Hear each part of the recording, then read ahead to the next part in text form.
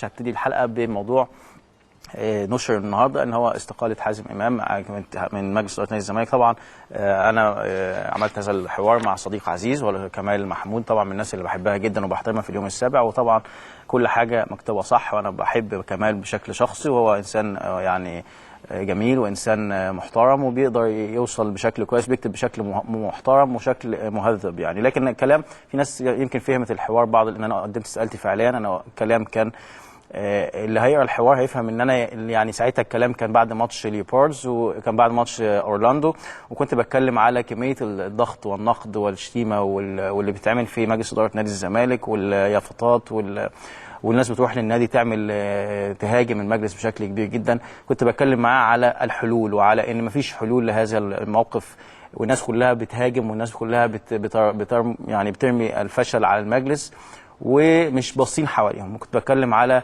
انفصال يعني او الانفصام في الشخصيه، ان انت بتقعد تعاني في حياتك الشخصيه ما بين دلوقتي طبعا بقالنا سنتين او ثلاثه في حاله كساد طبعا اقتصادي، ومفيش يعني مواضيع بقت صعبه عن زمان، وفي حاجات كتير قفلت وفي حاجات كتير قلصت او يعني قللت ارباحها او ما بقاش في حوافز يعني كاي شغل، ولكن الناس كلها بتشوف ده عادي. ولما يجي على نادي الزمالك، ده اللي كنت بقوله مع كمال يعني، ان بيجوا على نادي الزمالك يقول لك انتوا ما بتشتروش ليه؟ هو انتوا ما بتدوش اللعيبه ليه؟ هو انتوا مشيتوا ليه الطايره؟ هو انتوا ما اديتوش ليه الباسكت؟ ما اديتوش ليه؟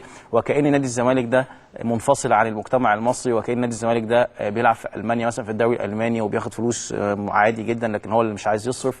فده اللي كان مضايقني جدا الفتره دي، وكنت بتكلم معاه ان بالحاله دي احنا هنوصل لمرحله ان احنا مش عايزين نقعد، لان انت بتاخد شتيمه وكميه كلام فظيع يعني، مش نقد او حاجه الناس كلها شايفاها. اولا يعني انتم متابعين طبعا الاحداث، كم القنوات الفضائيه الرياضيه اللي قفلت، كم البرامج الرياضيه اللي مش شغاله، مفيش دوري لمده سنتين على التوالي، الحاله الاقتصاديه يعني سور نادي الزمالك في هقول لكم اول مثلا ما استلمنا نادي الزمالك في 2009 بعنا حوالي ب 30 مليون يعني ما بين تاجير وبيع، ما فيش بيع نهائي طبعا على 5 سنين. وكان طبعا الاستاذ عمرو الجهاني كان بصراحه هو اللي العامل المهم في الموضوع ده، حوالي 30 او 35 مليون جنيه دخلوا بشكل كبير، وده يمكن عمل حتى في 2009 كان الزمالك اشترى لعيبه كتير وجاي في طايره وفي الهاندبول كسبنا افريقيا والسوبر والكلام ده. ولكن السنه دي مثلا في حوالي يعني عدد كبير من المحلات ما حدش بيجي، حاله الكساد برضه مأثره بشكل كبير.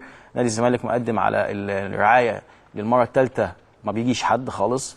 فده اللي انا بقوله للناس، لازم تراعي لهذا الشيء. طبعا في اسباب فشل طبعا، وفي اكيد احنا مقصرين بشكل كبير، ولكن الموضوع لو هتلاقوه كله هتلاقوه مادي يعني، ده ما تاخدش فلوسه ده. فده اللي كنت بتكلم فيه في الحوار، ان هذا الشكل الواحد يجي على 30/9 ميعاده الاساسي اللي هو كان يعني هيخلص فيه، اللي احنا كنا المفروض نمشي في 30/9، بيقال ان هو في تجديد هيحصل، ولكن قلت له 30/9 يعني مع تجديد انا مش هقدر اكمل نظرا لحاله النقد والتربص والشتيمه. ويعني الواحد في الاخر ما بيحبش يهزق نفسه زي ما بنقول، عايز دايما يبقى محترم والناس تراعي، لان انت في اوقات احنا زي ما بقول له احنا في وقت ثوره، مفيش حد جه في وقت ثوره في مجلس ادارات قبل كده مثلا جه عشان يقدر ينظر على المجلس ويقول لازم تعمله، لان مفيش حد عدى بالمرحله دي، ان انت عندك مصاريف كوره ب 30 مليون وباسكت 8 مليون وطايره 8 مليون وهاندبول 8 مليون.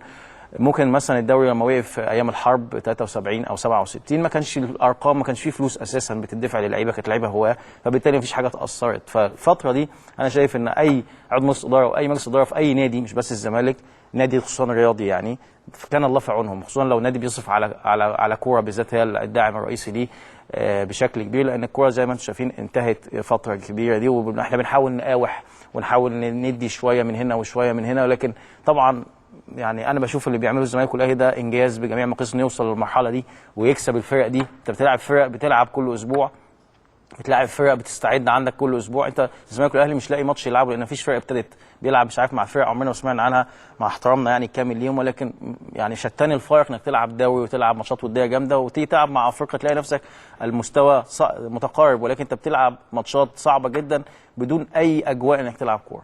فده اللي كنت بتكلم فيه، ان احنا يعني قلت في الوقت ده ان احنا الفتره الجايه دي هتبقى صعبه بالطريقه دي، ولكن جه الماتش اللي فات وكسبنا الحمد لله، فالناس ابتدت تهدى شويه. طبعا لو لا قدر الله خسرنا الماتش الجاي برضه هتبتدي الشتيمه تاني والنقد تاني والكلام الكتير وعلى حلمي طولان وعلى الناس كلها. فانا بتمنى بس الناس اللي تنقد وتشوف الدنيا فيها ايه، وتشوف حوالينا فيها ايه الدنيا، مصر ماشيه ازاي، تشوف انديه الشركات بقت عامله ازاي، عشان ما يجوش على الزمالك ويحسوني ان احنا عايشين في بلد تانية، او الزمالك ده هو بس اللي فاشل، او الزمالك ده هو بس ما بيدفعش فلوس، او الزمالك هو بس اللي مقصر.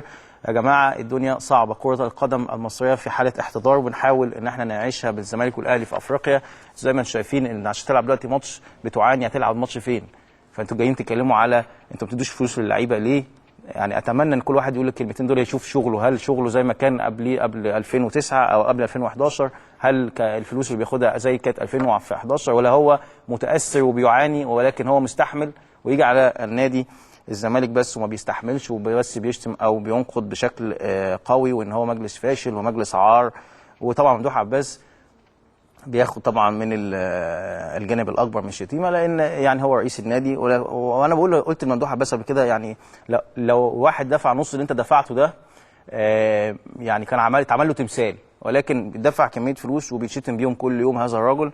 انا مش هدافع عن حد يعني، ولكن يعني بعد كده الناس هتقول ايه اللي هيحصل بعد كده. فانا بقول لكم ان انا ما استقلتش يعني وما قدمتش استقالتي، ولكن الظروف اللي كانت في الوقت ده هي اللي كانت يعني اتكلمت في الحوار مع كمال ان احنا ان انا في 30/9 مش هقدر اكمل الموضوع، وهبقى هقدم استقالتي في 30/9، ولكن ما قدمتهاش فعليا. في ناس افتكرت ان انا قدمتها، فانا ده الكلام بالظبط او مجمل الكلام اللي انا اتكلمته. وان شاء الله نعدي ماتش الاهلي او نشوف ماتش الاهلي هيحصل فيه ايه باذن الله، عشان ما يبقى كل الناس بشكل احنا كلنا مع بعض وفي صف واحد باذن الله ان شاء الله. فده اللي انا كنت عايز اتكلم فيه، واتمنى من الناس تنقد. نقد طبعا شيء بناء وحاجه مهمه، ولكن بس لو في فشل اكيد في ناس مقصره وانا مقصر وكلنا مقصرين، ولكن الحال اللي احنا فيه ده مش حال طبيعي انك تلعب فيه كوره، مش حال طبيعي انك تاخد تدي فلوس لكل الناس ومفيش اي ايراد بيخش لك ولا في اي حاجه بتخش لك غير اشتراكات حاليا. حتى على الاهلي، يعني الاهلي متاثر حاليا، وعندي خبر برضه على الازمه الماليه. الاهلي يمكن ما كناش بنحس بازمات الماليه قبل 2011، ولكن انت مع خبطه في الثانيه دوري ما فيش، وبعدين دوري ثاني ما فيش، وبعدين بتشوف ماتشات، في كل دي بتلعب انت وتخش دوري، فيطلب عليك انك تدفع فلوس اللعيبه والدوري ما يتلعبش، فبرضه انت مطالب انك تدي فلوس اللعيبه، فابتدى يتعمل تراكمات. فطبيعي هتحصل مشكله من